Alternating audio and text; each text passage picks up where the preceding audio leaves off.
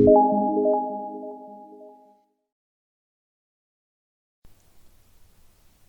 Assalamualaikum warahmatullahi wabarakatuh. Pada pertemuan ke-6 kali ini kita akan membahas terkait dengan lean warehousing. Dengan menggunakan toolsnya itu kita pakai big picture mapping dan process activity mapping. Pertama perlu kalian lakukan adalah kalian buka dulu Visionya, kemudian pilih bisnis yang value stream map, kemudian create. Oke, selanjutnya di sini saya mau perkenalkan dulu simbol-simbolnya. Di sini ada simbol customer atau supplier gitu, misalnya dari supplier mana mau kirim ke gudang apa gitu, kita bisa ketik PT-nya misalnya PT ABC gitu. Kemudian ini ada lambang proses. Di sini ada lambang kecil itu PIC, berapa banyak PIC yang terlibat di dalamnya. Jadi misalnya yang PIC yang terlibat di dalam aktivitas pertama ini ada 3 orang, berarti di sini tinggal diketik 3. Kemudian ini ada shipment arrow. Di sini merupakan tandanya adalah tanda pengiriman barang dari mana ke mana, tanda arah pengirimannya. Kemudian untuk menandakan yang berbeda di sini ada lambang panah yang menggunakan warna hitam putih. Di sini merupakan simbol yang digunakan untuk menandai bahwa adanya perpindahan barang. Kemudian di sini ada timeline segment. Untuk yang di bawah ini sebagai cycle time-nya, kemudian di atas ini waktu delay-nya. Jika dalam suatu aktivitas ada waktu delay-nya, kalian catatnya di bagian atas. Kemudian jika waktu proses atau cycle time, kita ketiknya di kolom yang bagian bawah ini, langsung diketik aja. Kemudian di sini kalau sudah selesai, misalnya timeline segmentnya, di sini nanti ada time total, nanti kita hitung lead time totalnya dengan cycle time totalnya. Yang di atas ini nanti lead time, yang di bawah ini untuk cycle time-nya. Baik, kita akan masuk ke pembuatan aktivitas yang pertama, yaitu aktivitas penerimaan barang. Aktivitas penerimaan barang ini terdiri dari beberapa aktivitas. Yang di sini ada uraiannya. Yang pertama itu ada barang mengantri untuk proses unloading. Ini memerlukan waktu 5 menit. Ini didapatkan berdasarkan SOP yang ada di atas. Sebelum melakukan pengecekan surat jalan ini sebenarnya ada aktivitas penerimaan barang. Tandanya ini supplier mengirim barang kepada gudang. Di sini diasumsikan bahwa kita adalah sebagai pihak yang ada di gudang. Maka yang pertama kita buat adalah pengiriman barang dari supplier kepada gudang. Misalnya di sini adalah supplier PT XYZ.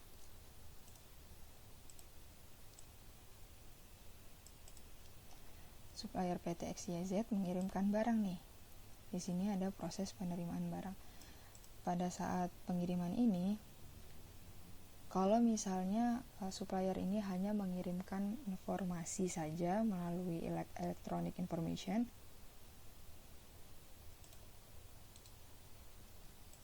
kita pakai simbol yang zigzag kalau misalnya hanya berdasarkan electronic information. Tapi kalau barang ini dikirimkan langsung, kita bisa langsung pakai shipment arrow seperti ini. Kemudian kita masuk ke aktivitas pertama, yaitu sini kita ketik proses.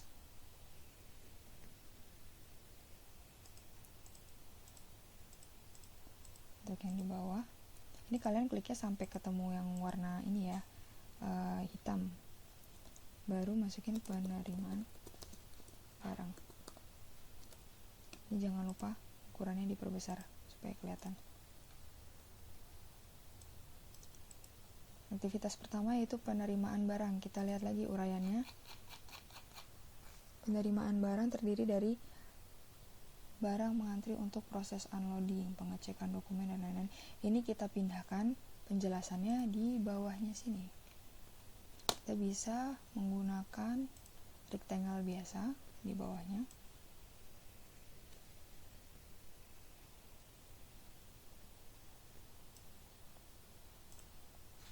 Kita lihat lagi, barang mengantri untuk proses unloading.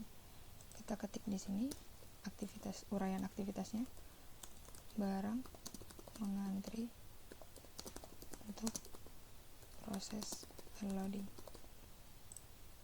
Oke. Aktivitas yang kedua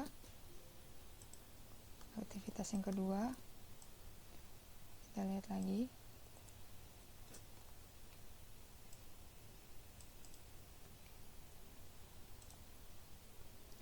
Pengecekan dokumen, dilakukan pengecekan dokumen.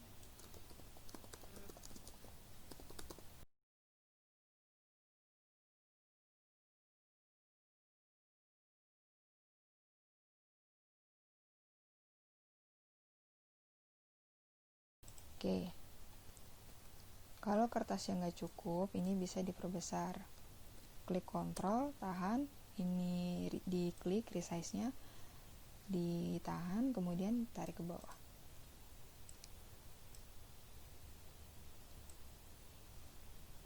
Kemudian kita lihat di sini ada waktunya untuk tiap uraian aktivitas. Karena di sini kalau misalnya kalian melihat aktivitasnya tidak ada aktivitas delay, berarti ini termasuk semua adalah cycle time, jadi masuk ke waktu proses gitu. Kalau tidak ada waktu delay itu ditandakan dengan adanya misalnya barang mengantri, atau misalnya operator berjalan ke mana gitu, operator berjalan ke satu tempat ke tempat lain, kemudian dilakukan pengantrian barang dan lain, itu termasuk aktivitas delay. Karena di sini tidak ditunjukkan ada aktivitas delay, maka aktivitas nomor 1 ini semuanya adalah jika ditotal termasuk dalam aktivitas cycle time atau waktu proses. Ini kalian total dulu berapa. Setelah dihitung, ini totalnya itu untuk aktivitas 1 ada 27,9 menit. Maka kita masukkan ini timeline segment, kita tarik, sesuaikan dengan tempatnya. Oke. Karena ini waktu proses, ini boleh dikecilin. Kalau mau menggeser yang tengah ini pakai yang kuning ini ya. Ini. Misalnya tadi 27. Ini kalian cari nih sampai ketemu titik ini yang warna hitam-hitam. 27,9 menit.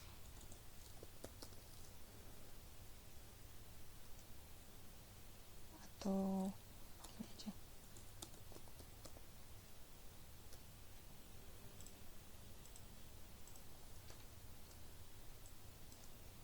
Kalau kalian sudah buat aktivitas yang pertama, kita masuk ke aktivitas yang kedua, yaitu penyimpanan barang. Sama seperti tadi, ini kita copy saja, kemudian kita sesuaikan ukurannya, kita sesuaikan lebarnya. Di sini ada aktivitas perpindahan barang ya, perpindahan barang. Maka kita bisa gunakan yang push arrow yang berwarna hitam putih atau shipment arrow-nya ini. Oke. Tapi saya menggunakan ini, nanti diberi keterangan ya. Ini diganti menjadi aktivitas penyimpanan barang. Di dalam aktivitas penyimpanan barang, uraiannya ini ada berapa banyak ini? Ada 1, 2, 3, 4, 5, 6, 7. Ada 7 aktivitas uraiannya.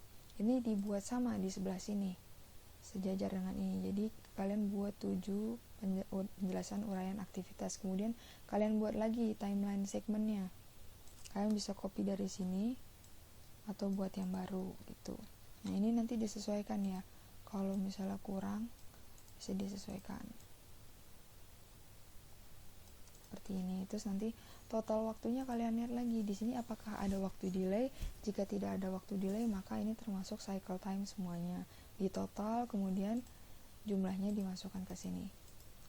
Ini dilakukan terus sampai aktivitas terakhir, aktivitas pengiriman barang. Kemudian di akhir contoh ini hanya contoh, misalnya ini hanya 10 menit totalnya, contoh ya, ini cuma contoh. Terus di sini ada waktu delay 2 menit misalnya.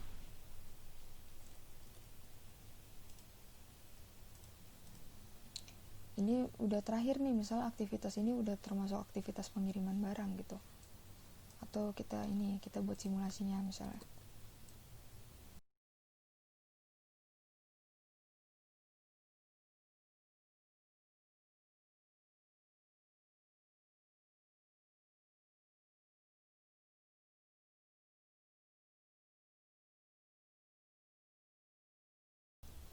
Oke, ini hanya contoh saja. Sekali lagi, ini hanya contoh saja. Misalnya kalian sudah selesai sampai dengan pengiriman barang.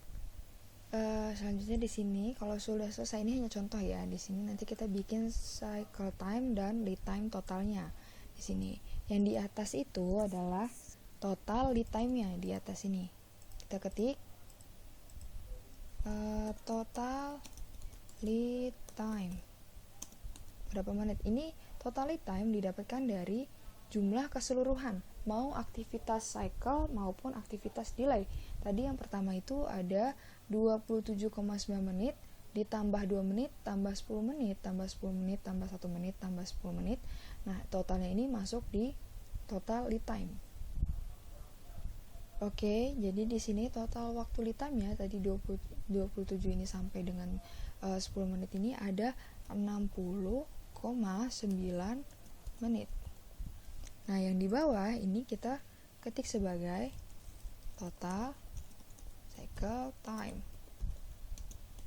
Total cycle time hanya dihitung aktivitas yang tidak termasuk delay. Jadi delay ini nggak dihitung. Jadi cycle time hanya menghitung menit yang ada di aktivitas yang di bawah ini. Jadi waktu prosesnya saja.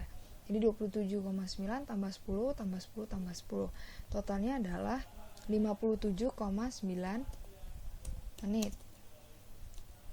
Ya, seperti ini ya.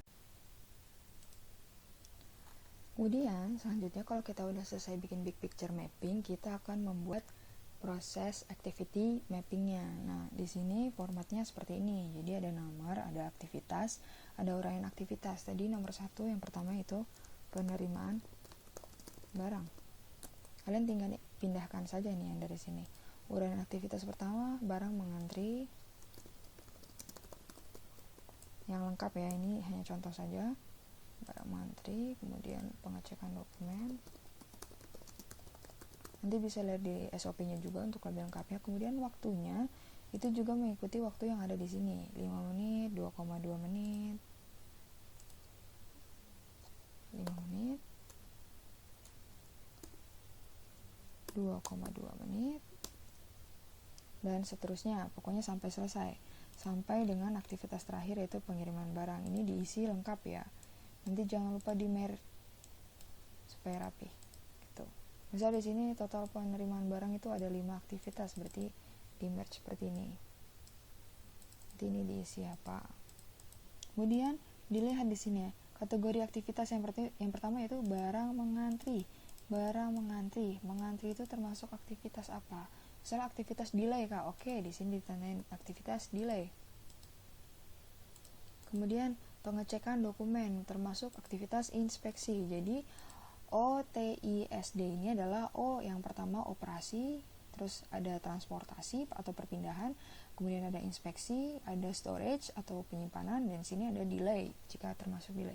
Nah, delay ini termasuk aktivitas apa? Jenis aktivitasnya itu ada 3. Yang pertama itu ada value edit, yang kedua ada non value edit, yang ketiga ada necessary non value edit. Bedanya apa? Kalau value edit berarti aktivitas ini merupakan aktivitas yang penting buat alur yang akan dilakukan gitu. Jadi misalnya pengecekan dokumen ini menambah nilai untuk aktivitasnya gitu, karena jika dilakukan pengecekan maka resiko terjadinya kesalahan untuk aktivitas selanjutnya itu akan semakin kecil. Berarti pengecekan dokumen ini termasuk aktivitas value edit. Nah, untuk yang barang mengantri ini termasuk value added atau non value added atau necessary but non value added gitu. Jika kalian mengkategorikannya terhadap non value added, berarti kalian tandain NVA. Atau menurut kalian barang ini wajib mengantri kah memang di unloading area, berarti tapi memang ketika barang ini mengantri dia tidak memberikan nilai tambah kak gitu, tapi mengantri ini diperlukan gitu. Jika kalian berpikiran seperti itu, maka ini boleh ditandai sebagai necessary non value added. Ini tergantung analisa kalian.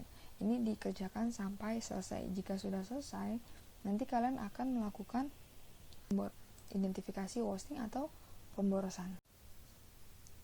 Nah, ketika kalian sudah menyelesaikan ini kan termasuknya proses activity mapping atau PAM. Ini PAM ya. Ini adalah proses activity mapping. Kalian selesaikan sampai dengan aktivitas terakhir, yaitu pengiriman barang. Ini dikerjakan, waktunya disesuaikan dengan yang ada di modul. Kemudian kalian kategorikan aktivitas ini termasuk operasi, transportasi, inspeksi, storage, atau delay gitu. Kemudian setelah selesai, kalian lakukan identifikasi wasting. Jadi termasuk dalam aktivitas yang sudah kalian kategorikan ini tadi, itu masuk dalam aktivitas pemborosan yang bagaimana. Ada 7 jenis pemborosan atau wasting. Pertama, dilihat dari inventory. Apakah ada kelebihan persediaan? Adakah proses waiting atau delay? Adakah proses over processing atau adakah wasting? Adakah proses wasting yang termasuk dalam transportation? Adakah proses wasting yang termasuk dalam motion? Adakah wasting yang termasuk dalam overproduction atau cacat atau defect gitu. Nanti kalian kategorikan. Ini hanya contoh ya, ini hanya contoh. Oke, sekian. Terima kasih. Selamat mengerjakan.